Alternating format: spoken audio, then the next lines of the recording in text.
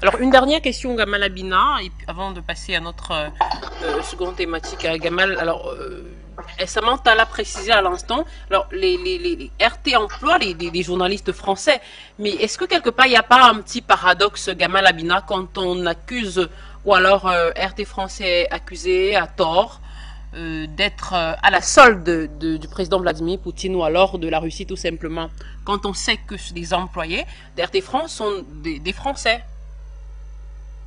Ce qui compte en vérité, c'est pas de savoir qui paye. Parce que qui paye, s'il ne donne pas une directive imposée de duo, et j'ai participé à beaucoup d'émissions de RT France, liberté d'expression totale. Je vais même encore plus loin, parce que je ne veux pas m'appuyer sur le fait que M. Cohen, qui se prend pour un héros, a dénoncé le caractère extrême droite de la chaîne. Je rappelle tout de même, et c'est ce qui m'a plu dans cette chaîne, c'est que c'est la seule chaîne, je dis bien la seule chaîne, je suis catégorique, française, dont la diversité est évidente. Une femme à la direction, quasiment la moitié des équipes sont d'origine étrangère, africaine, orientale. C'était ça, RT France. Une chaîne avec une grande diversité, une vraie tolérance. Et c'est une des rares chaînes où on voit vraiment s'exprimer sur les plateaux, comme les reportages des journalistes ou ceux qui font de la rédaction, des gens qui sont d'origine étrangère et qui peuvent s'exprimer en tant que français. Donc ça, c'est la première chose. Et donc cette façon de cataloguer est assez malsaine. Mais en vérité, la question que vous me posiez, c'est de savoir effectivement, est-ce que les journalistes français ont fait un travail de journaliste? Là où ils ont fait un travail de journaliste, ils l'ont toujours fait d'ailleurs, c'est peut-être ce qui a posé problème. Et parallèlement à ça, j'ai envie de dire qu'une chaîne d'État, quelle qu'elle soit d'ailleurs, a toujours une certaine ligne éditoriale. Mais ça ne veut pas dire de la propagande. On peut très bien, par exemple, RT France faisait du soft power russe en présentant la Russie sous un autre joug que ces caricatures qu'on voit habituellement. Hein. On réduit la Russie à la Seconde Guerre mondiale ou alors à la guerre froide. Ils ont montré que la Russie avait de la culture, c'était un pays qui avait des choses à découvrir, qui avait des diversités extraordinaires dans cet État-continent. Ils montraient ce genre de choses. C'est des documentaires qu'on voyait. Ils montraient des émissions de très belle qualité, comme l'émission de géopolitique qui était présentée par, je crois que c'était Igor, si je ne me trompe pas, je ne sais plus son nom, qui était assez formidable. On avait une chaîne qui rappelait la télévision des années 70-80 française. Donc c'est ça qui me plaisait chez RT France. La seule chaîne qui puisse être comparable à RT France et qui ne fait pas de la faux spectacle et qui fait de l'information factuelle, eh bien ce serait Arte. Voilà, une chaîne internationale franco-allemande. Sinon, tout le reste des autres chaînes de télévision, en règle générale, c'est la télévision poubelle, il faut être très honnête. Hein.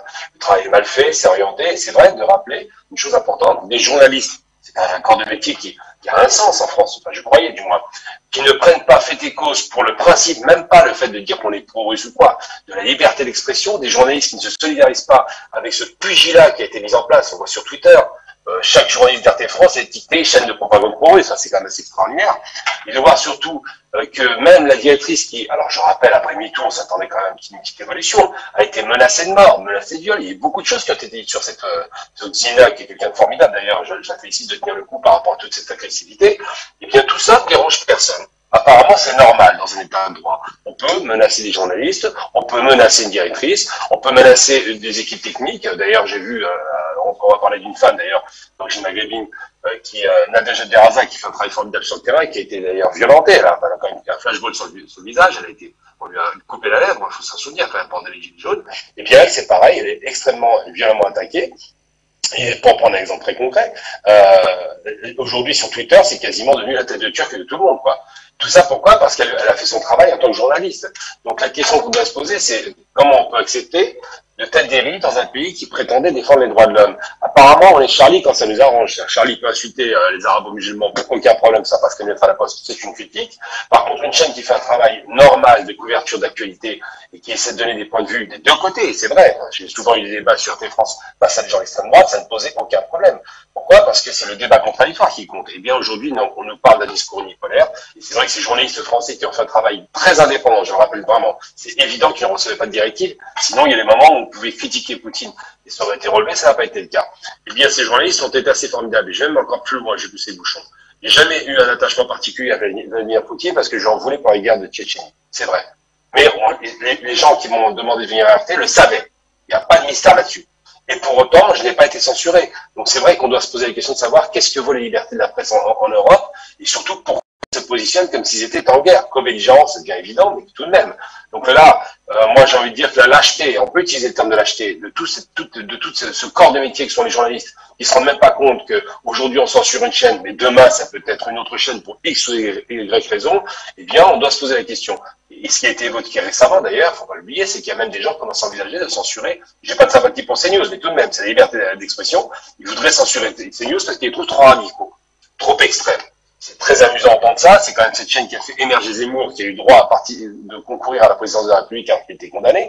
Et bien pour autant, je m'inscris enfin, je suis totalement opposé à la censure, même sur des médias d'extrême droite. Il faut leur porter la contradiction, mais on ne doit pas les censurer.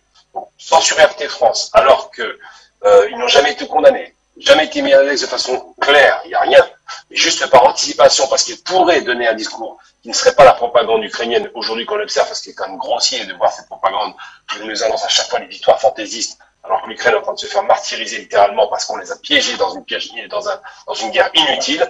Eh bien ça interroge. Et puis dernière chose pour parler des questions ukrainiennes, rappelons tout de même que les Turcs avaient proposé une médiation qui avait réussi, et que les Anglais ont envoyé du temps de l'autre, je vais même pas le nommer tellement il est écœurant ce type-là, Johnson, enfin on l'appelle comme ça. Il a envoyé un émissaire, je crois, en Turquie pour empêcher que la négociation aboutisse. Donc l'objectif clair, c'est d'en finir évidemment avec la Russie dans une guerre inutile qui va épuiser deux pays, surtout l'Ukraine, je dis. Et surtout l'objectif clair, c'est de rétablir un conflit de guerre froide pour justifier des dépenses mirifiques d'armement. C'est tout simplement ça. Tout le reste, c'est du blabla. Ils n'ont aucune sympathie pour les Ukrainiens, mais ils les ont bien instrumentalisés. Il suffit de se rendre compte pour ça.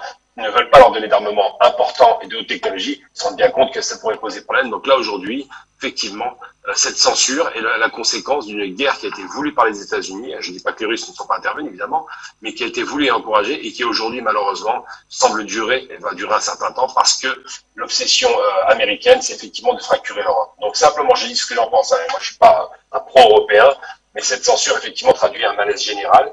Et on doit se poser la question de savoir pourquoi, et c'est ce que je répète à nouveau, le corps de métier des journalistes n'a pas été un peu plus courageux pour dire, ok, on n'aime pas RT France, mais tout de même, on fait pas de chasse à l'homme, on va peut-être se calmer.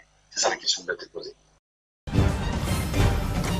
Afrique Média, le monde, c'est nous.